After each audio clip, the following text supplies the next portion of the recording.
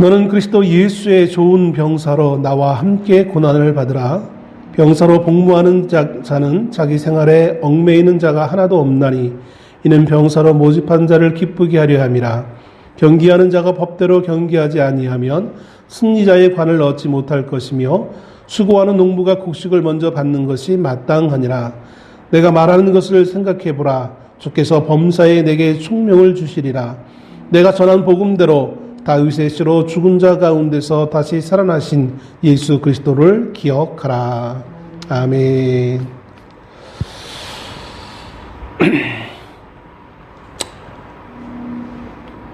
디모데 후서는 사도 바울에 의해서 쓰여진 마지막 서신으로 여겨지고 있는 서신입니다. 우리는 사도 바울의 회심과 또 그 이후 그가 전도자로서 1차, 2차, 3차 전도 여행을 하고 그가 이제 옥에 갇힌 어떤 그런 내용들의 그 사역의 모습을 사도행전을 통하여서 우리 익숙하게 이해할 수 있을 것입니다. 그런데 사실 사도행전에 나와 있는 그 말씀이 이 사도 바울의 모든 사역을 다 말해주고 있는 것을 아님을 우리는 알아야 될 줄로 압니다. 세세한 것을 다 기록하지 않았을 뿐만 아니라 그의 정말 마지막 전도 사역에 대해서 사도행전은 언급해 주고 있지 않습니다. 제가 잘 몰랐을 때, 청년 때, 어렸을 때는 사도 바울이 사도행전 28장에 놓고 보면 매우 그가 감옥에 갇혔다고 하지만 저는 감옥에 갇히지 않은 모습같이 매우 자유스러운 모습으로 이 마지막 부분에 이렇게 기록되어지고 있는 것을 보면서 아니 이렇게 분위기가 좋았는데 왜 바울이 순교했다고 하지라는 그런 생각을 했었던 기억이 납니다. 나중에 이제 신학교에 가서 공부를 하다 보니까 사도행전은 사도 바울의 모든 것을 기록하고 있는 것이 아니구나. 사실 사도행전 28장에 있는 부분은 사도 바울이 1차 감옥에 투옥된 사건을 기록해주고 있는 것으로 끝납니다. 바울은 감옥에 갇히기를 한 번 갇힌 게 아니라 2번이나 감옥에 갇힙니다. 그 첫 번째 감옥에 갇히게 된 것이 사도행전 이제 28장에 기록되어지고 있죠. 1차, 2차, 3차 전도 여행 이후에 그가 유대인들의 모함에 빠져가지고 억울한 모함의 가운데 그가 로마에서 재판을 받겠다라는 그런 고백을 하면서 로마인이었던 사도 바울이 당연히 로마에서 황제 앞에서 이제 그 죄에 대한 여부를 판가름 받는 것으로 그래서 그것을 기다리는 모습으로 사도행전은 28장에서 끝나고 있는 것이죠. 근데 이제 서기 약 62년경에 로마의 옥에서 사도 바울은 이제 풀려납니다. 그리고 풀려나자마자 그는 다시 바로 전도 여행을 시작합니다. 그리고 이 시기에 감옥에서 풀려나고 나서 전도 여행을 다시 시작하면서 그 시기에 우리가 알고 있는 디모데 전서와 디도서 말씀을 기록해서 보내고 있죠. 그리고 이제 몇 년 후 서기 약 66년에서 67년경에 네로 황제 치하에 사도 바울은 2번째로 옥에 갇히게 되어집니다. 이때 이제 디모데 후서, 오늘 본문에 있는 디모데 후서를 기록해 주고 있죠. 여러분, 네로 황제라고 하면 어떤 것을 많이 기억하실 수 있겠습니까? 네로 황제가 말년에 약간 좀 이상해져서 로마를 불태우고 난 다음에 언뜻 생각하기를 야 이거 큰일 났다.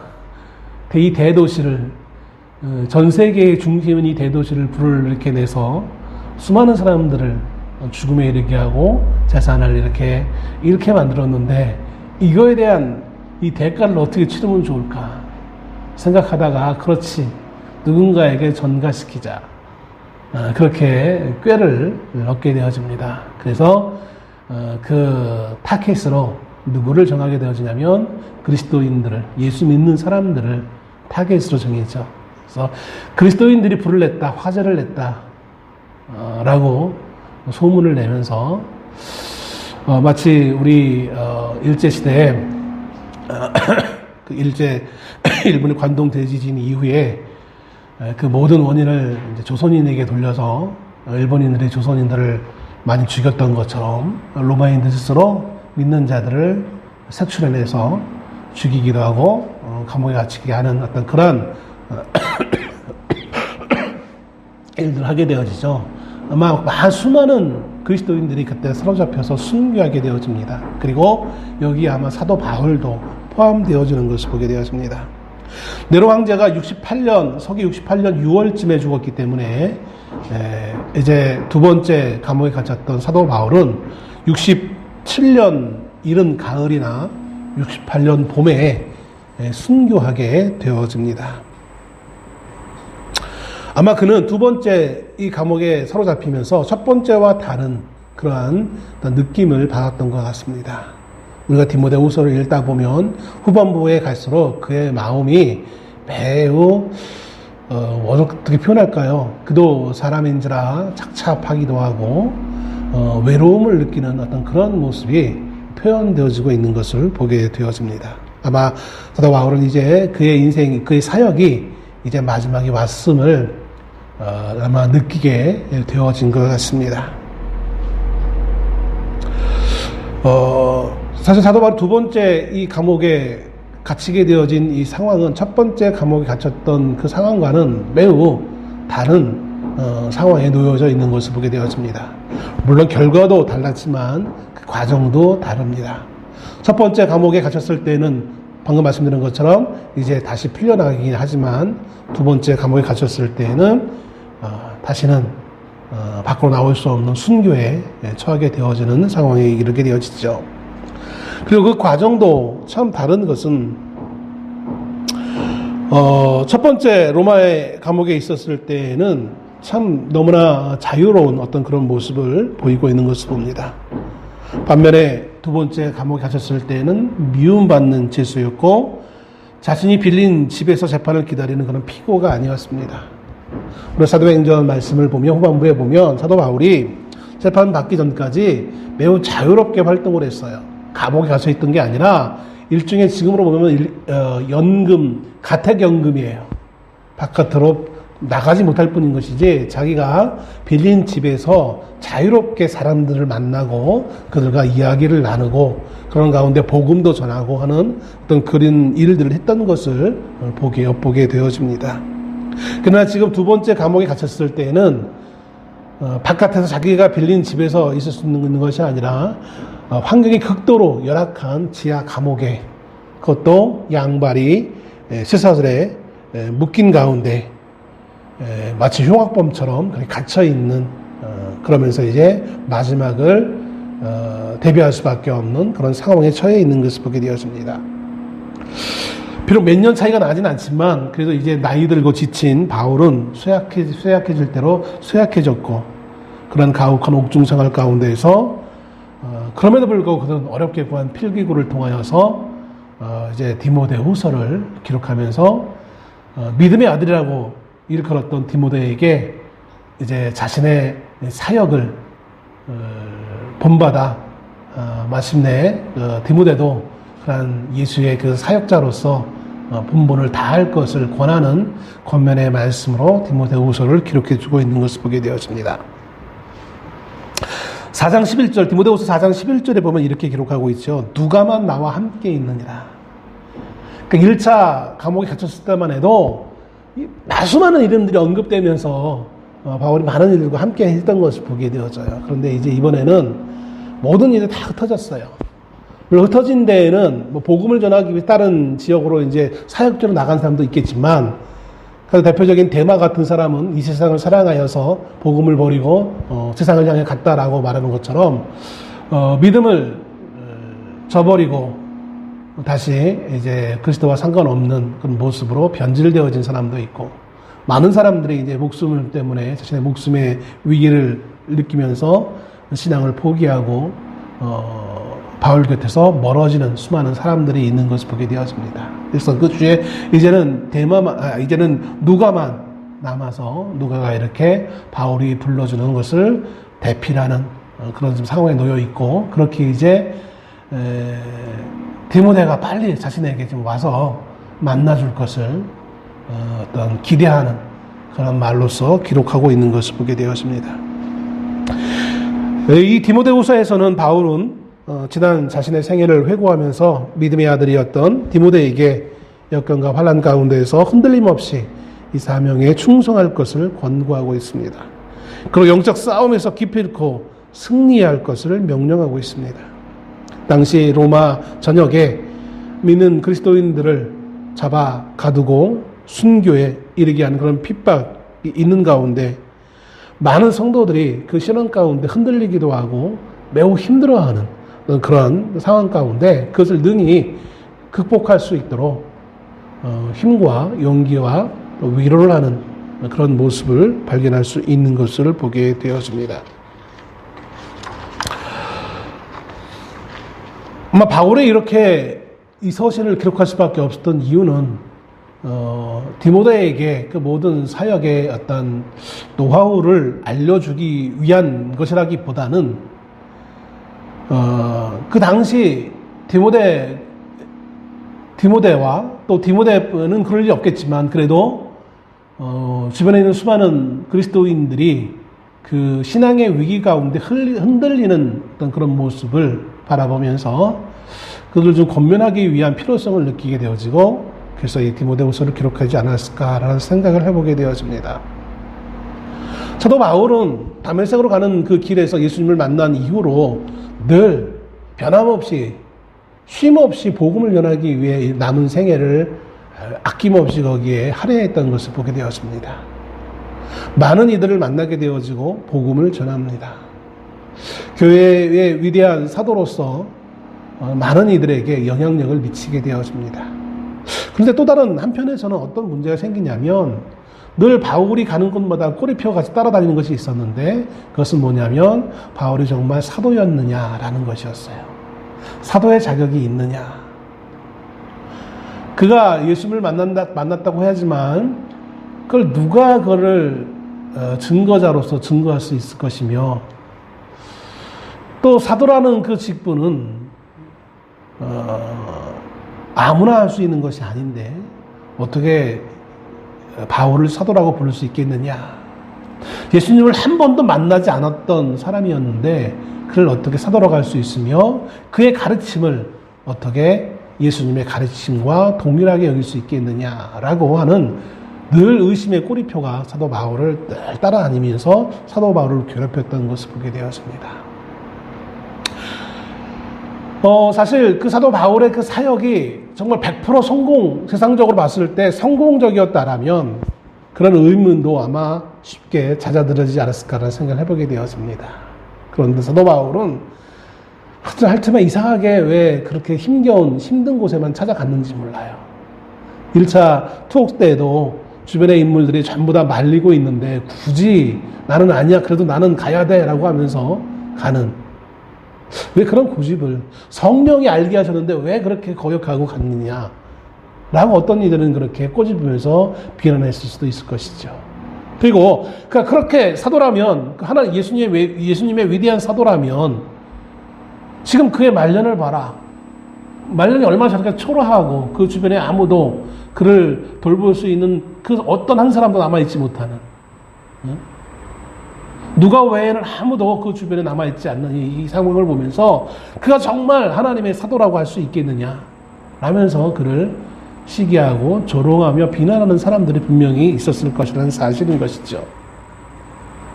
마치 십자가에 달려있는 예수님을 그 밑에서 조롱하던 군인들과 수많은 유대인들처럼 사도 바울도 인생의 그 마지막 때조차도 감옥에 갇혀서 그렇게 육체적으로 힘겨운 상황에 놓여 있음에도 불구하고 여전히 사람들은 사도 바울의 그 연약함을 보고 그 환경의 열악함을 보고 그것이 그의 모든 결과로 여기면서 사도 바울을 비난하기도 하고 시기하며 조롱하지 않았을까라는 생각을 해보게 되었습니다. 분명히 말씀대로 한다면 승리자로서 영광을 누려야 되는데 제 인생은 흉악범처럼 저렇게 양발에 족쇄가 묶여져 가지고 저렇게 자기 몸 하나 제대로 간수할 수 없는 그런 환경에 처한 삶을 살아야 되겠느냐. 저게 어떻게 하나님을 믿는 더군다나 사도의 삶이라고 할 수 있겠느냐라고 사람들은 생각할지 모르겠어요. 주중에 노회 일을 하려고 단노회한우 목사님 이제 교회에 이제 방문하게 되어졌어요. 그 40년 이상을 목회를 하셨고 성령 운동을 하시면서 많은 교회에 복음을 전하기 위해 일생 사역을 하셨고 지금은 이제 작년에 은퇴하셔서 계시고 이제 그 교회는 사위와 이제 딸이 이어서 2대째 목회를 하는 교회가 되었는데 따님 목사님이 그러는 거예요. 아버지 목사님이 사역을 하실 때 젊었을 때 교회가 상당히 든든히 아름답게 잘 세워졌었는데 이제 말년에 대해서 성도들이 많이 떠나게 되어지고 더군다나 이제 마지막 때는 이제 코로나 때문에 성도들이 많이 이제 떠나게 되어지는 모습을 보면서 마음이 아프다. 그리고 은퇴를 하셨지만 얼마나 마음이 아팠겠느냐. 사모님도 작년에 돌아가시고 먼저 목사님 자신은 이제 알츠하이머인가요? 병을 걸리셔서 스스로 몸 가누기가 쉽지 않은 어떤 그런 상황 가운데 목사님 스스로 참 그런 아쉬움을 느끼고 계신다라는 따님으로부터 그런 말을 들었어요. 교회를 들어가면서 이 모든 것이 물론 하나님의 은혜였지만 하나님의 은혜로 교회를 세웠지만 거기에 그 이면에 목사님이 보이지 않는 기도와 눈물이 있었기에 교회 건물이 이렇게 세워지고 있는 그런 생각이 들어서 참 제 마음이 참 짠하고 그런 생각이 들었습니다. 그래도 이제 2대째 자녀가 교회를 잘 섬기고 있는 모습을 보면서 참 아름답다라는 그런 생각을 해봤어요. 아마 그 내용들을 알지 못하는 사람들은 교회가 왜 모양이 이래 라고 생각할지 모르겠어요. 목사님 말년이 왜 그래 라고 할지 모르겠어요. 우리가 흔히 잘못 알고 있는 것은 이런 것이겠죠. 예수 믿으면 복 받는다. 그러면서 모든 것이 다 잘 되어져야만 그것이 복인 걸로 우리는 착각하며 인생을 살아가고 신앙생활을 한다는 것입니다. 그래서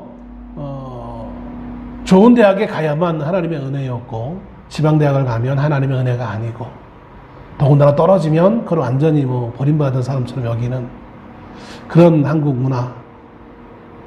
직장에 높은 위치에 올라가지 않으면 하나님의 은혜가 아닌 것처럼 생각되어지는 그런 문화 가운데 신앙생활을 하고 있는 것을 보게 되었습니다. 그런 사람들의 눈에 오늘 예수님의 십자가의 죽으심이 과연 눈에 들어올까요? 예수님은 세상에서 봤을 때는 실패한 자였습니다. 왜냐하면 그는 십자가에서 죽었기 때문에. 십자가의 밑에서 졸아가는 수많은 사람들처럼 그들이 요구했던 것처럼 예수님이 십자가에서 내려왔으면 그 영광을 보여줬으면 수많은 사람들이 예수님을 믿었을 거예요. 그들이 그렇게 외쳤으니까요. 근데 예수님은 그러시지 않았어요. 예수님은 실패자의 인생을 살았습니다.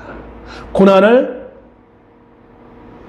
그대로 묵묵히 감당하셨던 것을 보게 되었습니다.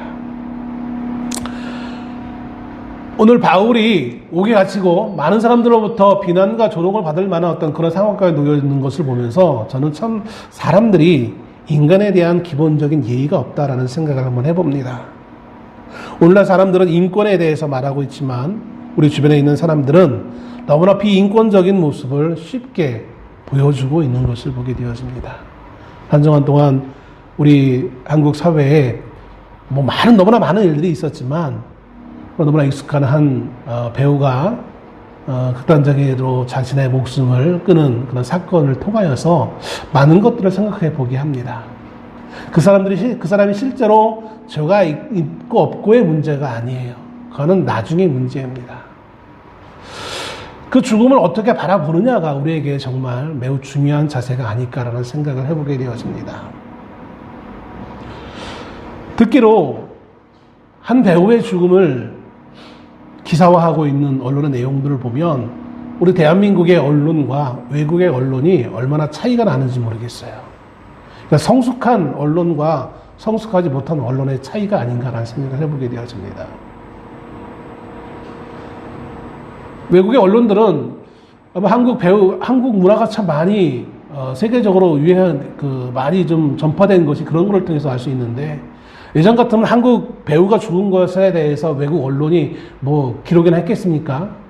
근데 외국 언론이 며칠을 걸쳐서 크게 기사화하면서 그가 세계 알려진 그 유명한 영화의 배우로서 배우의 인생을 애도하면서 그렇게 이제 표현해주고 있는 함께 그 아픔에 동참해주는 어떤 그런 기사의 내용을 사람들에게 알리는 어떤 그런 것을 보게 되었습니다. 반면에 우리나라의 언론은 어떤 모습으로 보입니까? 그들은 그저 사람들에게 자극적인, 요즘 아이들 말로 어그로를 끌기 위한 자극적인 기사 내용으로만 사람들에게 이렇게 보여주고 있는 모습을 보게 되었습니다. 한 사람의 죽음 앞에 그 어떠한 애도의 모습도 없고 안타까움도 없이 너무나 자극적인 모습, 그런 타이틀을 가져놓고 사람들에게 보여주고 있는 것을 보게 되었습니다. 저는 그것보다 더 문제인 것은 뭐냐면, 사실은 이 배우가 죽음에 이르게 되어진 것은 그를 괴롭히는 그 상황이었거든요. 수많은 상황들. 자신의 말을 아무도 믿어주지 않고 다른 사람의, 반대편에 있는 사람의 말만 믿어주고, 언론도 그렇고 어느 누구도 자신의 말에 기울이지 않는 어떤 그런 모습들. 그리고 그 죽음의 동료 연예인들이 그런 언론들의 모습을, 또 주변에 있는 사람들의 잘못된 태도를 자신의 개인 SNS에 올리니까 이제 오히려 자신들의 그 추한 모습을 가리기 위해서 같이 아파하고 있는 그 동료 연예인들을 비난하면서 이게 옳은 것이냐라고 하면서 오히려 그 언론들이 또 다른 연예인들을 향하여서 비난하고 있는 모습을 보면서 한국 언론은 참 문제가 많다는 생각을 해보게 되었습니다. 기본적인 인간에 대한 예의가 너무 없다. 그들도 한 사람의 한 인간일 텐데 같은 인간으로서 어떻게 이럴 수 있는가라는 생각을 해보게 되었습니다. 그러면서 지나온 몇 년간의 여러 가지 사건들을 한번 생각해 봤어요. 해병대 최상병의 죽음도 그렇고, 이태원에서 죽은 수많은 젊은 이들의 그 죽음 앞에서도 그렇고, 너무나 우리의 모습이 가볍게 모든 것을 판단하고, 심지어 목사님들이 그러니까 왜 악한 것들 섬기는 날 그냥 놀러 갔어, 이런 식으로 그걸 폄하하면서 표현하는 것이 가장 기독교적인 것처럼 사실 생각해서 그렇게 말씀하는 건지 모르겠지만, 그것이 한 사람의 죽음 앞에 얼마나 비복음적인 태도인지 모르는 거예요. 예수님이라면 그렇게 말씀하셨겠습니까? 예루살렘의 망대가 무너져서 죽는 사건이 일어났을 때 그것을 보고 제자들이 예수님에게 질문을 하죠. 사람들은 그것이 하나의 가십거리로 그것을 이해만 했을 때 예수님 그것을 오히려 꾸중하는 듯한 뉘앙스로 제자들을 교훈하시는 것을 보게 되었습니다. 오늘 바울은 디모데에게 감옥에 갇히게 된 자신을 부끄러워하지 말고 오히려 담대하게 복음을 위하여 고난을 받으라고 격려하고 있는 것이 1장 8절에 있는 모습을 보게 되었습니다. 복음을 전하다가 이렇게 갇히는 것은 이건 아니지 않겠습니까? 그럼 내가 하나님의 일을 했는데 내가 삶의 모습이 이렇게 사는 것은 아니지 않습니까? 우리는 쉽게 이야기할 수 있어요. 왜냐하면 우리는 연약한 인생이기 때문에 그래요. 그런데 오늘 바울은 그럴 마음을 약해지려고 하는 그런 마음을 충분히 가질 수 있는 그 디모데를 향하여서 절대로 부끄러워하지 말아라. 초대교회 사도들이 유대인들에 의해서 잡혀서 매를 맞고 난 다음에 그들은 고백하기를, 우리가 그리스도 예수의 이름 때문에 매를 맞는 그 위치에 이르는 것에 대해서 감사하고 있는 모습을 보게 되었습니다. 아니, 매를 맞았는데 왜 감사할까요? 참 이상한 사람들이에요. 그들은 그 고난을, 그 매를 맞는 것을 그리스도의 영광을 위해서 맞는 걸로 여겼던 거예요. 그리스도를 위하여 고난을 받는 것으로 여겼던 것이죠. 내가 뭔가 악한 일을 해서, 잘못된 일을 해서 매를 맞을 수 있는데, 그런 것이 아니라 남의 뜻을 빼앗고 누군가에게 피해를 입혀서 사회에 무리를 일으켜서 내가 조롱을 받을 수도 있는데, 그런 것이 아니라 오로지 복음을 전한 것 때문에 나의 삶이 이렇게 무너지고 나의 삶이 이렇게 내 육체가 이렇게 힘겨워진 것은 그것은 그리스도를 닮는 모습이기에 그리스도께서 그렇게 하셨기에 마치 그리스도처럼 나도 그러한 대우를 받는 모습에 있기에 사도들은 그것을 기뻐하며 하나님께 영광을 돌렸더라라고 사도행전을 기록하고 있는 모습을 발견하게 되어지는 것이죠. 그것이 오늘 사도 바울의 동일한 모습인 것입니다.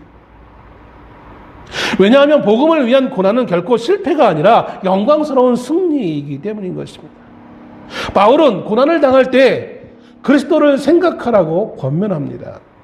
그리스도께서 복음으로 인해서 고난을 받고 죽음을 당했지만 그러나 그 결과는 이 땅에서는 그것이 실패이고 죽음으로 끝나는 것 같이 보였지만 그가 3일 만에 부활하심을 통하여서 영광스러운 부활로 나타난 것을 보게 되었습니다. 우리가 주일 오후에도 계속해서 요한계시록을 보지만 요한계시록의 내용도 그거예요. 하나님께서 사도 요한에게 보여준 그 마지막 그 예언은 몇 월 며칠에 이런 놀라운 일이 일어날까? 그게 예언이 아니라 그런 정말 이상한 예언이 아니라 세상적 예언이 아니라 고난을 당하고 있는 성도들의 미래의 모습을 보여주고 있는 거예요. 흔히들 많은 사람들이 얘기하는 666을 받지 않으면 돼라는 그런 개념이 아니라 그리스도를 위해 그 믿음의 순교를 지키기 위해 최선을 다하면 사단과 사단의 수하들에 의해서 순교를 당한다 할지라도 고난을 당한다 할지라도 그러나 그 잠깐의 그 고난이 끝이 아니라 영광된 하나님 나라에서 영광스러운 모습이 있음을 보여주고 있는 것이 요한계시록의 예언의 말씀인 거예요.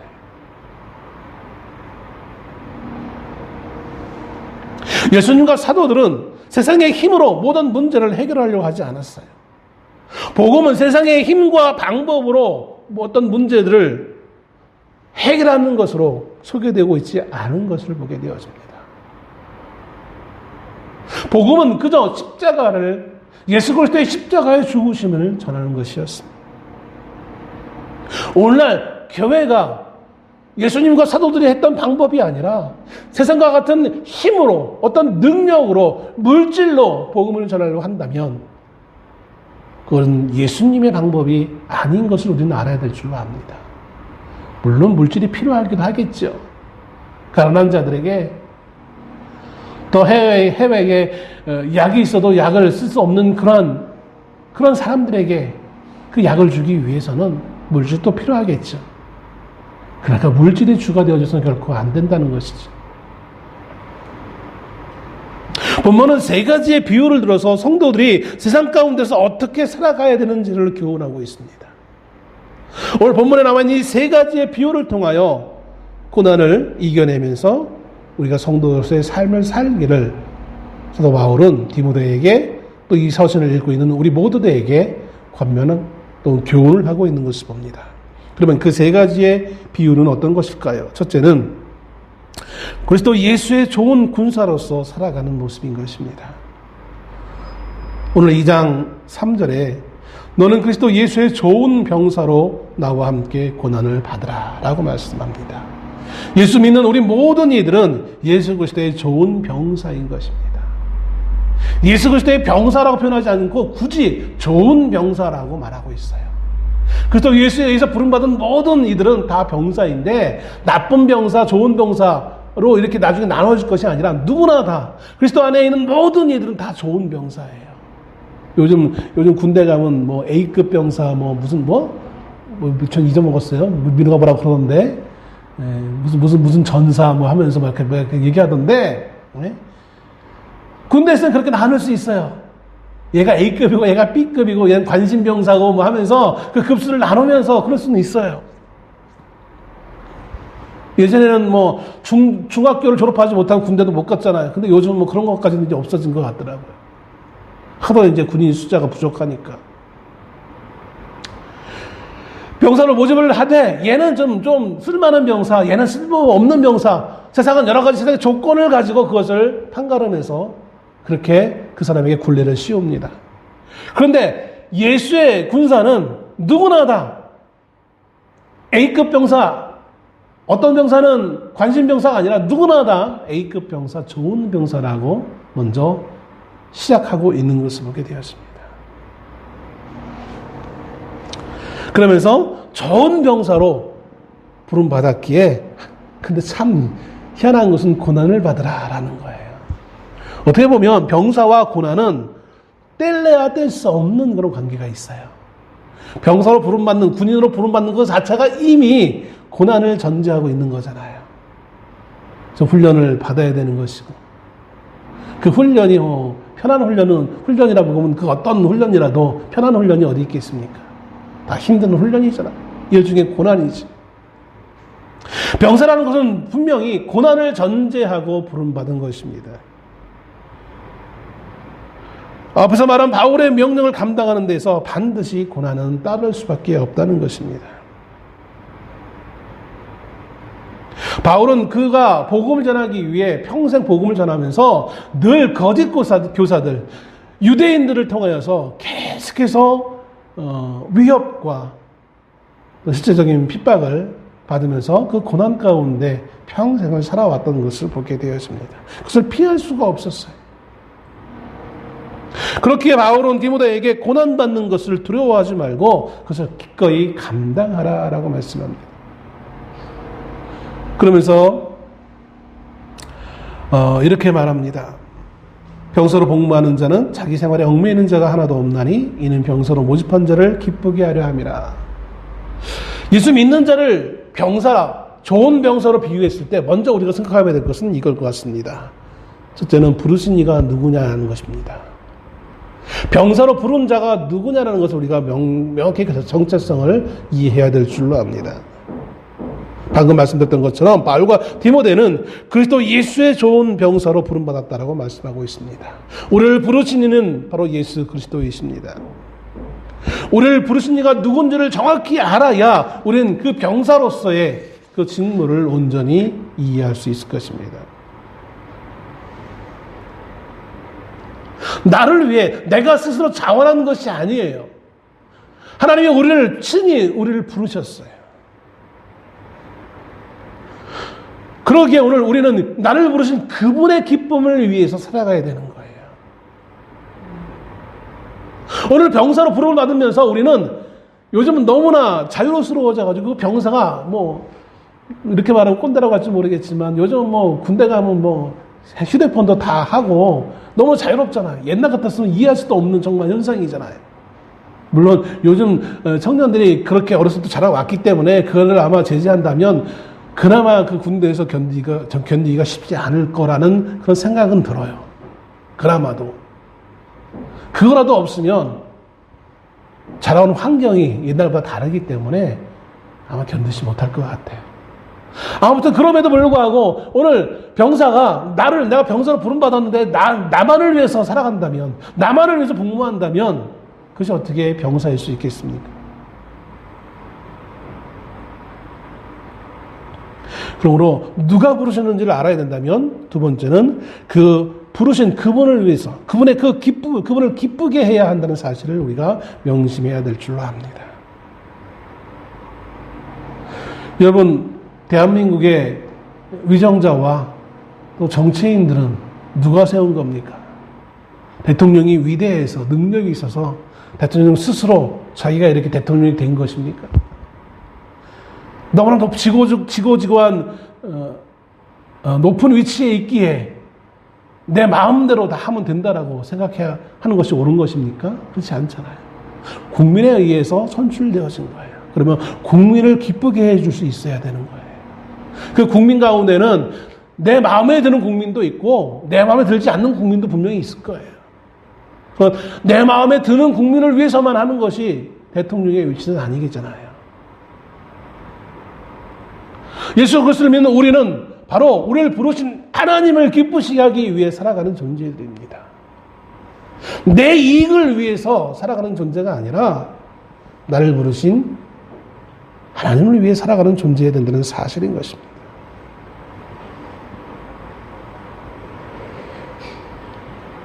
세 번째로 앞에서 말씀드린 것처럼 그렇기에 병사로 고난을 받아야 된다는 것입니다. 훈련받는 것이 너무 힘드니까 도망가야지. 그건 병사로서의 자격이 없잖아요. 지금도 우스갯소리를 집에서 잠시 얘기하지만 훈련받을 때 화생방 훈련을 받으러 들어갔는데 앞에 쪽가 막 장난치면서 막 들어가요. 의기양양하게 들어가요. 나는 잘하고 올 거야. 근데 들어가자마자 바로 그 안에 있는 조교가 잠깐 딴 데 보는 가운데 한 친구가 갑자기 문을 열고 들어간 문으로 다시 열고 도로 나오는 것을 보게 되셨어요. 너무 힘드니까 바로 그냥 들어가자마자 나온 거예요. 힘들다고 자기 위치에서 떠난다면 군인으로서의 역할을 어떻게 감당할 수 있겠습니까? 상관의 명령에 철저히 복종해야 되는 것이 군인의 모습일 것입니다.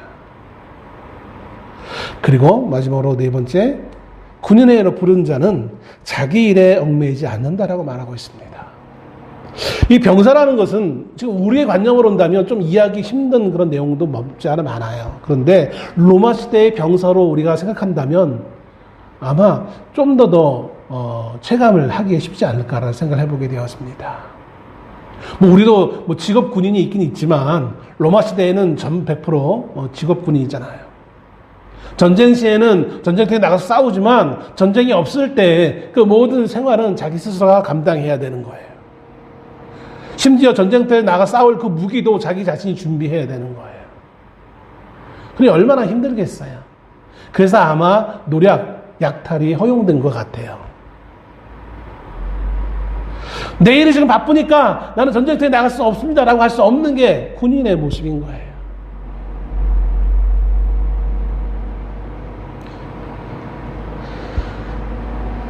자기 생활에 얽매인다는 때 이 자기 생활이라는 것은 일, 직업, 사업 등을 의미합니다. 군인들은 자신에게 주어진 그 임무에 전심전력 다하기 위해서 자기의 사적이고 세상적인 일을 과감하게 포기해야만 하는 것입니다. 그것이 나에게 필요한 건 알겠어요. 근데 필요하지만 그럼에도 불구하고 이 병사의 사명을 감당하기 위해서는 반드시 거기에 얽매여서는 안 된다는 것이죠.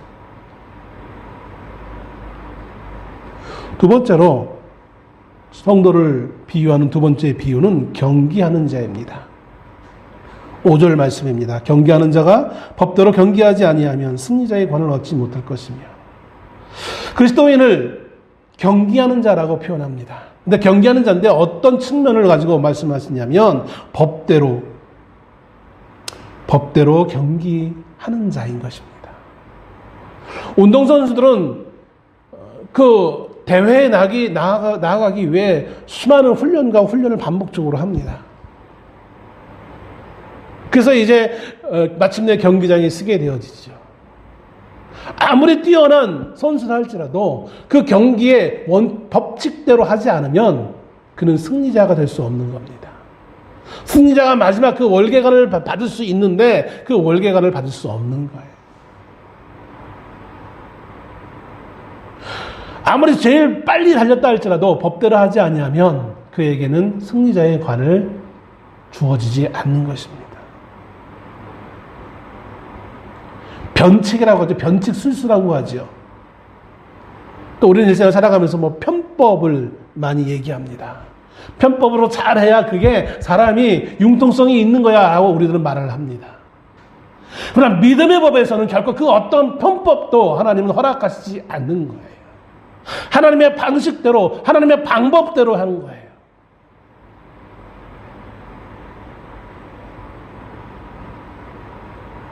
하나님께서 이 복음을 전하기 위해 고난을 받으라고 했으면 고난을 받아야 되는 거예요. 그 어느 누구도 예외가 없는 거예요. 지금은 시절이 그러니까 잠시 좀 내려놓다가 나중에 좀 좋아지면 그때 합시다. 우리는 그것이 가능해요. 세상은 그것이 가능해요. 근데 하나님은 그것을 원하시지 않는다는 거예요. 법대로 살아가라는 거예요. 이 법은 세상의 법이 아니라 하나님의 법이에요. 그 어떤 보다 더 큰 위대한, 더 상위법인 하나님의 법인 거예요. 세상에 그 어떤 법보다 더 위대하고 더 크고 더 완벽한 하나님의 법대로 우리가 살아가야 됨을 말해주고 있는 거예요. 마지막으로 세 번째는 수고하는 농부로서 비유하고 있는 것을 봅니다. 수고하는 농부가 곡식을 먼저 받는 것이 마땅하니라. 곡식하니까 열매잖아요. 수확이잖아요. 수확을 받는 거. 열심히 농부가 땀 흘리면 일했으니까 먼저 수확을 얻는 것이 마땅하다. 이런 식으로 이해할 수 있어요. 그렇게 많이 설교들 하세요. 근데 저는 가만히 보니까 이 수확이 뭘까? 이 곡식을 먼저 받는 게 뭘까? 물론 보편적으로 성경에 복음서나 이런 때 이 곡식은 전부 다 열매로 표현합니다. 그런데 이것을 열매로 표현해서 이해하다 보면 본문의 내용과 맞지 않아요. 디모데후서는 전체적으로 보면 다 그리스도 앞에서 지금 여기까지 말씀했지만 제가 고난에 대해서 말씀하고 있거든요. 환난에 대해서 말씀하고 있어요. 근데 어떻게 여기서 열매에 대해서 갑자기 얘기하지? 라는 생각을 해보게 되어져요. 수고하는 농부 무엇 때문에 수고하겠습니까? 세상은 곡식을 얻기 위해 수고하지만 믿는 자들은 복음을 전하기 위해 수고하는 거예요. 복음을 전하다 보면 무엇을 먼저 얻을 수 있을까요? 복음을 전하면 무엇을 얻을 수 있을까요? 물론 궁극적으로는 우리가 승리의 멸류관을 받습니다. 구원의 열매를 맺게 되어지게 돼 있어요. 그런데 1차적으로 이 땅에서 우리에게 주어지는 것이 있어요. 뭘까요? 본문과 연결되어진다면 저는 이것을 열매라고 보기보다는 본문과 연결되어서 여러 가지 오는 세상적 환난과 고난과 어려움이지 않을까라는 생각을 해보게 되어져요. 열심히 예수를 믿으면 먼저 모난 자가 적을 맞는다고, 모난 것이 먼저 적을 맞는다고, 복음을 더 열심히 전하다 보면 더 먼저 핍박을 받을 수밖에 없어요. 네, 군대에서도 열심히 나서는 자가 더 힘든 일을 더 많이 해야 돼요. 그래서 어떻게 해요? 우리 항상 군대 가는 친구들 하는 말에 이게 뭡니까? 더도 말고 덜도 말고 중간에 서라. 줄이에요, 줄. 군대는 중간에 좀 서. 너무 앞서도 괴로우니까. 너무 못하면 또 못한 대로 또 문제가 되니까 적당히 중간에서. 복음에는 그런 것이 없어요. 복음을 전하는 자는 그것이 없어요. 수고하는 거예요. 열매를 맺기 위해 우리는 수고를 다 해야 되는 거예요. 근데 그 열매는 이 땅에서 주어지는 것이 아니라 하나님 나라에서 주어지는 것이기 때문에 이 땅에서 열매를 우리가 기대해서는 안 돼요. 물론 부수적으로 우리가 필요해서 하나님이 간혹 주시긴 하지만 그것이 목표가 되어서는 안 되는 것이죠. 그러면서 이제 부수적으로 바울은 이어서 7절에 이렇게 말씀합니다. 내가 말하는 것을 생각해보라. 주께서 범사에 내게 총명을 주시리라. 내가 말하는 것을 생각하라. 지금 이 세 가지의 비유를 말하는 것을 얘기해요. 바울이 저는 이 세 가지의 비유를 말했는데 이것을 한번 생각해보라는 거예요. 이걸 한번 묵상해보라는 얘기예요. 곰곰이 묵상하면서 이 말씀대로 내가 어떻게 살아가야 될지, 이 말씀을 지키기 위해서 어떻게 살아가야 될지를 한번 묵상해보라는 거예요. 2023년 마지막 주일 예배를 드리면서 어떤 말씀을 읽었을까 고민을 참 많이 했어요. 1년 동안 참 수고하셨으니까 이제 하나님께 복을 받으시고 격려하고 위로하는 그런 말씀을 드릴 수도 있고 여러 가지 내용이 있을 수 있겠는데 어떤 말씀이 좋을까 하다가 문득 이 말씀이 떠올랐습니다. 우리가 한 1년만 살고 끝날 삶이 아니잖아요. 우리의 생명은 하나님께 달려 있어요. 생명의 주심과 생명의 걷어가심은 하나님께 달려 있어요. 1년 동안 너무나 우리는 수많은 어려운 환경과 조건 가운데 정말 너무나 힘들게 살아오셨어요. 어떤 통계 자료에 보니까 대한민국이 얼마나 그 상황이 나빠졌는지 세계 200 몇 개 나라 가운데 거의 200등째로 떨어졌어요. 우리 밑에 뭐가 남아있느냐면 북한하고 몇 개 나라밖에 없어요. 이거 1950년대 수준으로, 누구는 80년대라고 하는데 제가 보기에는 50년대 수준으로 전 세계를 줄 세워놓고 경제적인 상황을 줄 세워놓고 보니까 모든 나라가 그렇게 힘들다고 하는데 우리는 그렇게 다 알고 있었어요. 모든 나라가 다 힘들어. 근데 그게 아니라 우리나라만 힘들어요, 지금.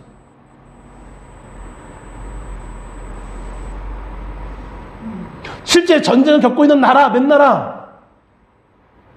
그래서 북한에 있는 그 사람들, 몇 없어요, 우리 밑에.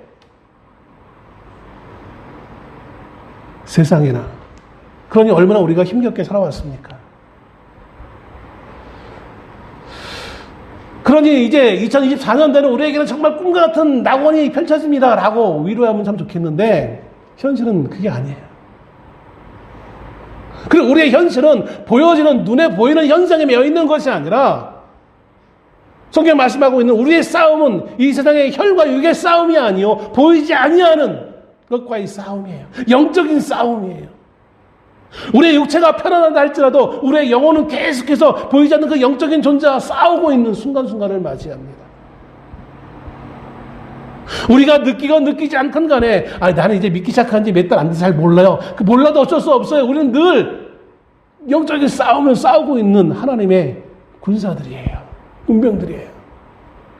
그러기에 우리의 삶과 우리의 마음속에는 늘 근심과 걱정과 고민이 있을 수밖에 없는 거예요.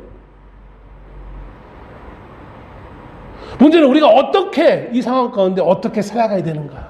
그리스도인들은 어떻게 살아가야 되는지 그 질문에 대한 답을 우리가 찾아야 된다는 거예요. 그 답이 오늘 이 바울의 3가지 비유에 나와 있다는 거예요. 너희가 고난을 당하면 이상히 여기지 말아라. 베드로서인가요? 말씀하고 있잖아요.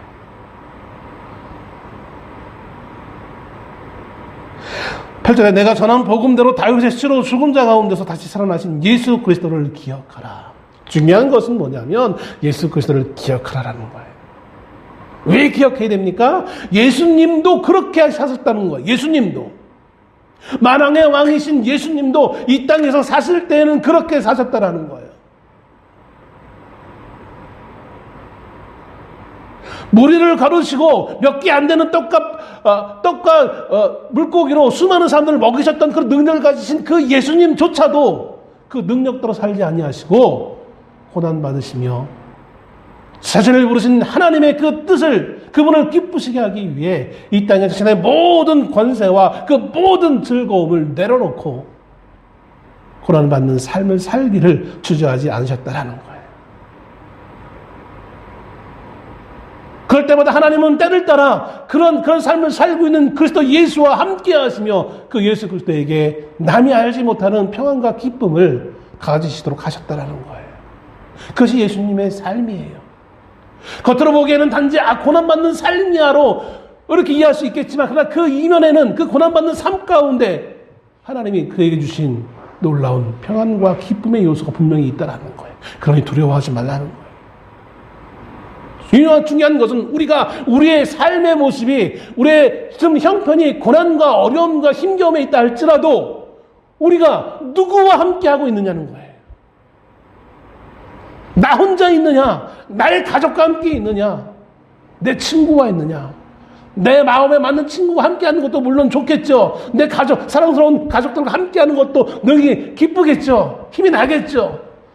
근데 그보다 더 중요한 것은 만왕의 왕이신 예수 그리스도와 함께하기에 그분이 이미 가졌던 그 길이기에 내 눈에는 안 보이겠지만 그가 성경이 그분의 삶을 보이셨고 그것을 약속하셨고 그 길이 나와 함께하는 길이라고 말씀하셨기에 오늘 나의 삶이 그렇다면 세상적으로 보기에는 별 볼 일 없는 스치고 상한 몸일지라도 병에 걸려 오늘 내일 하는 그런 상황에 놓였다 할지라도 내가 주님과 함께 한다면 주님이 걸으신 그 길을 걷는다면 그것은 절망이 아니요 마지막이 아니요 새로운 시작이 있음을 알고 여기에 우리가 힘을 얻어서 우리가 나아갈 바를 계속해서 묵묵히 나아갈 것을 바울을 통해서 하나님 오늘 우리에게 권면하고 있다는 것입니다. 2023년 그렇게 살아왔듯이 오늘 새롭게 시작할 이제 앞으로 2024년도 그 해도 우리는 그리스도와 함께 나아가는 삶이라 믿습니다. 주님이 걸으셨던 그 길을 우리 또한 함께 가는 것으로 믿습니다. 그러게 여러분 주저하지 마시고 아파하지 마시고 염려하지 마시고 나 또한 주님과 함께함을 바라보면서 감사하며 기뻐하며 나아갈 수 있는 그 가운데 주님이 허락하시는 이해할 수 없는 놀라운 주님의 그 평안과 그 기쁨이 우리의 마음속에, 우리의 심령 가운데 주의 그 위로가 함께하는 그런 주의 성도님 되시기를 주의 이름으로 축원합니다. 기도하겠습니다.